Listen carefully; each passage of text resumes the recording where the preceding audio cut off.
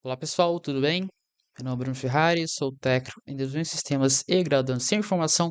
E para a aula de hoje a gente vai aprender a como fazer a nossa primeira tabela em um banco de dados. A gente vai utilizar o MySQL como banco de dados relacional. O que seria um banco de dados relacional? Ele possui relações entre as tabelas.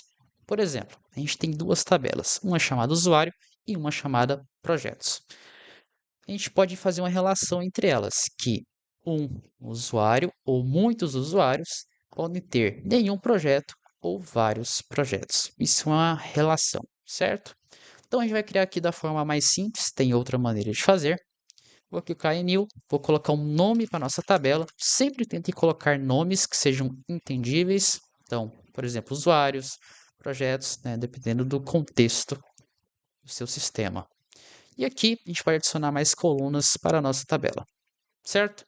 Então a gente tem aqui 4 colunas e essas colunas a gente pode interpretar como se fossem atributos do usuário.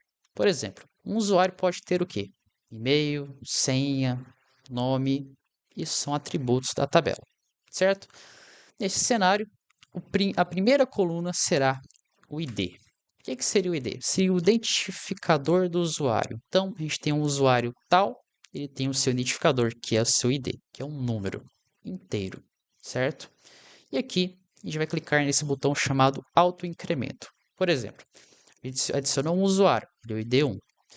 A gente adicionou mais 2 usuários, os próximos 2 usuários serão ID 2 e 3. Depende muito do contexto.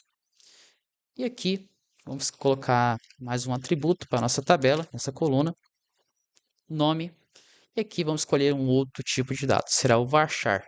O varchar, ele aceita caractere especial, caractere normal, por exemplo, letra e número, certo?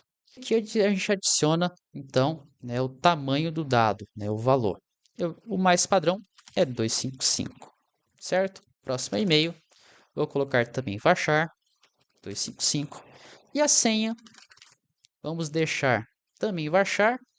E aqui a gente vai reduzir o tamanho do dado.